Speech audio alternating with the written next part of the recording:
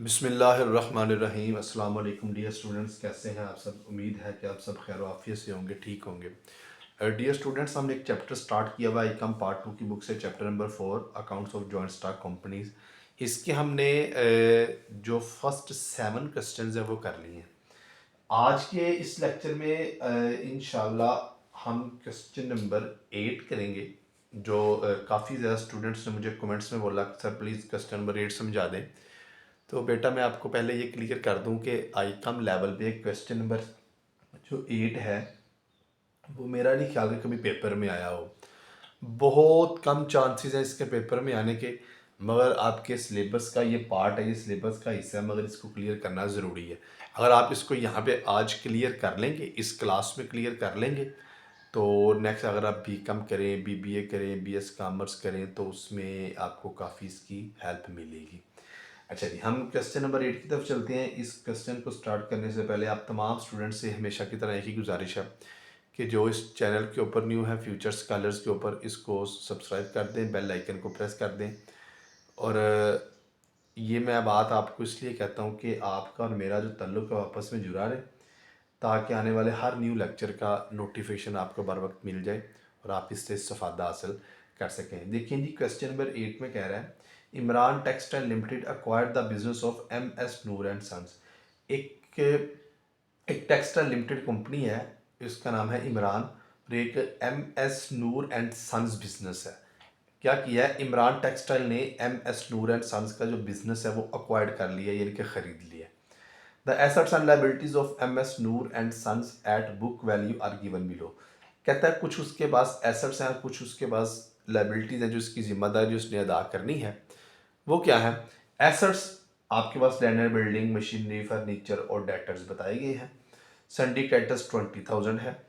कहता है जी आपने बिजनेस खरीद लिया। कहते हैं the purchase consideration is to be paid by the company in fully paid up shares of ₹10 each. कहता है जो परचेज कंसिडरेशन है ना, जो बिजनेस परचेज किया गया है, इसको परचेज करने के बाद नगद पैसे अदा नहीं किए गए। क्या किया गया कि इस MS नूर एंड सन्स को शेयर्स इशू कर दिए गए हैं ₹10 वाले। कहते हैं पास general entries if the shares are issued. कहते हैं जनरल एंट्रीज पास करें अगर पार वैल्यू पे शेयर इशू किए हैं। पार वैल्यू का मतलब है ₹10 का शेयर 10 रुपये में इशू किया है। एट डिस्काउंट पे किया है, यानी कि 10 का शेयर कम वैल्यू पे किया है, यानी कि ₹9 पे कर दिया है। और एट 10% प्रीमियम पे किया है, यानी कि 10 का जो शेयर है वो ₹11 में इशू किया गया है। तो इन 3 केसेस में क्या एंट्रीज पास होगी? तो हम, ये बहुत आसान सा सवाल है, हम इसकी एंट्रीज की तरफ मूव करते हैं। देखिए जी, आपके सामने फॉर्मेट है। सबसे पहले हम क्या करते हैं, इसकी एक एंट्री पास करते हैं कि जो हमने बिजनेस को परचेज किया है। जब हमने बिजनेस को बेटा परचेज किया है तो हमने सबसे पहले क्या लिखा था, लैंड एंड बिल्डिंग। हमने लैंड एंड बिल्डिंग परचेज की।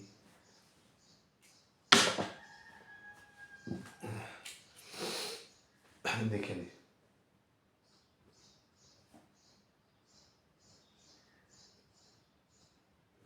जितने भी एसेट्स आपने बाय किए हैं वो सारे डेबिट हो जाएंगे।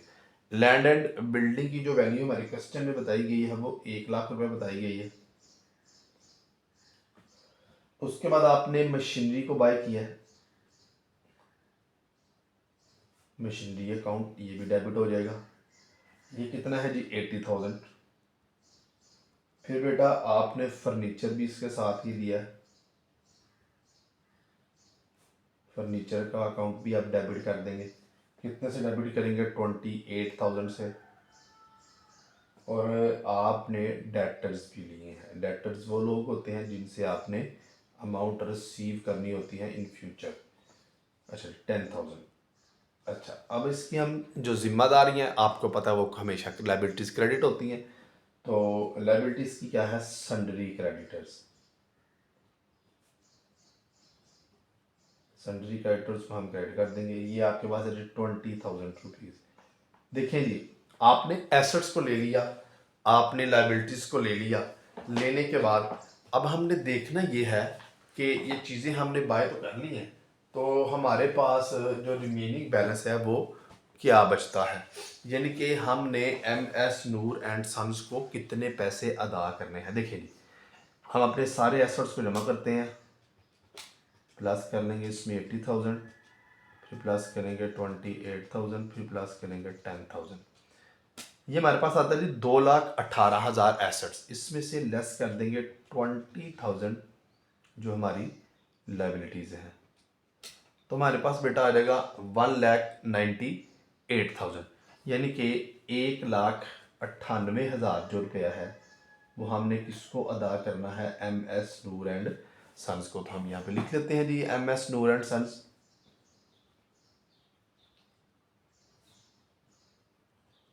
सन्स का जो अकाउंट है वो क्या हो गया, क्रेडिट हो गया। अच्छा, अब हम यहाँ पे ना एक नरेशन लिखेंगे। नरेशन क्या लिखेंगे, हम लिखेंगे जी हमने जो बिजनेस बाय किया है, क्या हम लिखेंगे assets and liabilities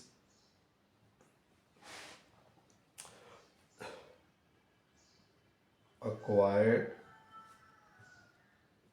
for a business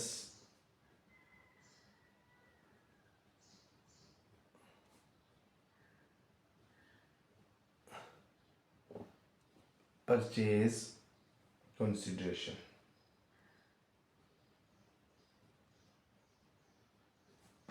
हमने जो एक बिजनेस बाय किया है उसमें हमने एसेट्स एंड जो लायबिलिटीज़ हैं उनको रिकॉर्ड अपने पास कर लिया। पहली एंट्री होगी जी ये।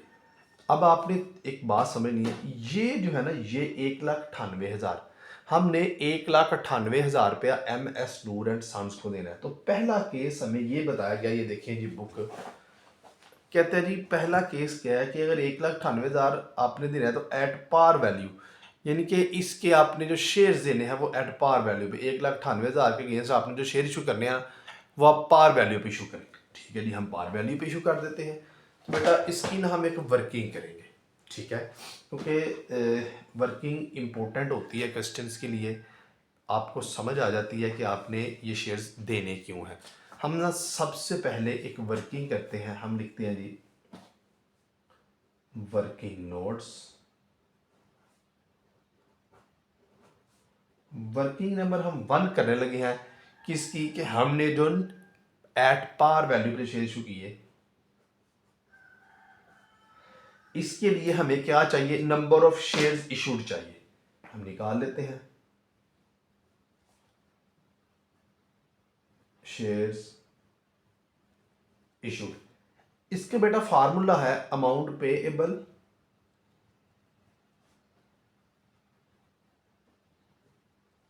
डिवाइडिंग बाय पर शेयर वैल्यू।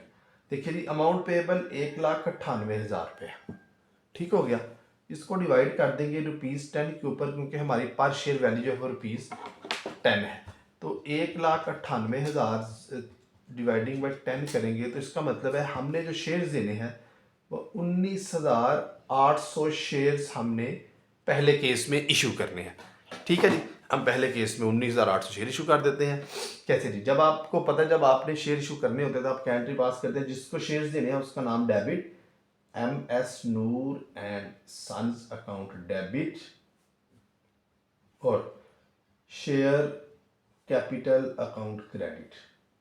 कितने देने हैं जी, हमने 19,800 शेयर देने हैं ₹10 के हिसाब से।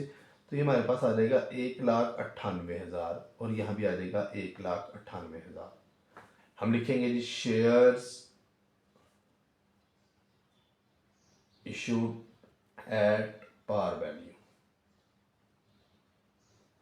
हमने जो शेयर्स इशू किए हैं वो किस पे किए हैं, पार वैल्यू पे शेयर इशू किए हैं। ये आपका पहला केस था जी, ठीक है।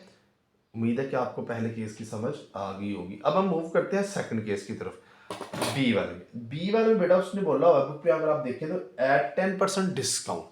तो हम इसकी वर्किंग कर लेते हैं। हम यहाँ पे लिख लेते हैं जी, जब हमने डिस्काउंट पे करना है, ये हमारे पास ए था, ये हमारे पास बी है, एट डिस्काउंट। फार्मूला सेम है, ठीक है जी। फार्मूला क्या है, सेम। हमने क्या निकाला, number of issued shares. Amount payable कितनी है, 1,98,000 डिवाइडिंग बाय क्या करेंगे, 9। क्यों? ये 9 कैसे आया? ये 9 10 माइनस 1 आया, ठीक है। हम करेंगे 10 माइनस 1 तो इज इक्वल टू इसका रहेगा 9 के, क्योंकि 10 रुपये का शेयर था तो उसने बोला कि 10% डिस्काउंट, अगर 10 का आप 10% लेंगे तो ₹1 आ जाएगा, तो 10 में से ₹1 माइनस करें तो 9 रुपीज़ आ जाएगा, ठीक है जी। अच्छा, अब हम क्या करते हैं, अब हम डिवाइड करते हैं जी। कहता है जी 1,98,000 डिवाइडिंग बाय 9, तो इसका मतलब है अब हमने 22,000 शेयर्स देने हैं, ठीक हो गया। हमारे पास इस केस में कितने शेयर्स आ गए हैं? 22,000 शेयर्स। अच्छा, अब हम इस 22,000 शेयर्स इशू कर देते हैं। अच्छा, आप सबको पता है कि जब हम डिस्काउंट पे शेयर्स इशू करते हैं तो हम क्या एंट्री पास करते हैं? देखिए जी, डिस्काउंट पे शेयर्स इशू करने की हम एंट्री पास करते हैं MS Noor and sons account debit, discount on issue of shares be debit, और शेयर कैपिटल अकाउंट क्रेडिट। देखिए जी, हमने 22,000 शेयर्स इशू करने हैं, इसको मल्टीप्लाई कर देंगे 9 के साथ। 22,000 शेयर्स, हर एक शेयर के अगेंस्ट ₹1 डिस्काउंट। 22,000 शेयर्स हम मल्टीप्लाई 10, क्योंकि शेयर कैपिटल हमेशा पार वैल्यू से लिखा जाता है। देखिए जी, हमने 22,000 मल्टीप्लाई 9 किया तो हमारे पास यहाँ पे आ जाएगा 1,98,000। इसको मल्टीप्लाई करेंगे तो ये डेबिट होगा 22,000 से। अच्छा, अब ये 22,000 मल्टीप्लाई 10 करेंगे तो आ जाएगा 2,20,000, ठीक हो गया। तो ये हमारे पास आ जाएगा 2,20,000। हम लिखेंगे जी शेयर्स इशूड एट 10% डिस्काउंट। ये जी, ये आपके जो दो केस थे A एंड B, ये हो गए। अब लास्ट केस आपके पास कि आपने जो शेयर्स इशू किए हैं वो प्रीमियम पे किए हैं। 10% प्रीमियम है, हम इसकी वर्किंग भी कर लेते हैं जी। 10% प्रीमियम पे जब हम शेयर्स इशू करेंगे तो हम C पे है जी एट प्रीमियम। देखिए बेटा, इसकी भी सेम वर्किंग है। हमने क्या निकालना है? Number of shares. Amount payable है 1,98,000, जितने पैसे देने हैं सब में वही आएंगे। डिवाइड करेंगे इसमें 10 प्लस 1 इज इक्वल टू 11। क्यों? 10 रुपए का शेयर है, आपने 10% प्रीमियम पे देना है तो प्रीमियम हमेशा पार वैल्यू में ऐड होता है, ठीक है। तो ये आपके पास आ जाएगा, अगर आप डिवाइड करें तो 1,98,000 डिवाइडिंग बाय 11। तो इस केस में हमने 18,000 जो शेयर्स हैं वो इशू करने हैं। अच्छा जी, हम इशू कर देते हैं। कैसे करेंगे? देखिए, जिसको शेयर्स देने हैं उसका नाम debit, MS Noor and sons account debit, share capital account credit, और premium on issue of shares ये क्रेडिट, क्योंकि प्रीमियम हमेशा क्रेडिट होता है, डिस्काउंट डेबिट होता है, इसलिए हमने डिस्काउंट को डेबिट किया है और प्रीमियम को क्रेडिट किया। अच्छा जी, हमने कितने शेयर्स देने हैं? 18,000। 18,000 मल्टीप्लाई 11, 18,000 मल्टीप्लाई ये हमेशा पार वैल्यू से, 18,000 मल्टीप्लाई 1, क्योंकि प्रीमियम ₹1 है। तो अब हम क्या करेंगे जी, 18,000 मल्टीप्लाई 11 कर देंगे तो ये आ जाएगा 1,98,000। फिर ये हमारे पास 18,000 ही आएगा, क्योंकि एक के साथ मल्टीप्लाई करना है।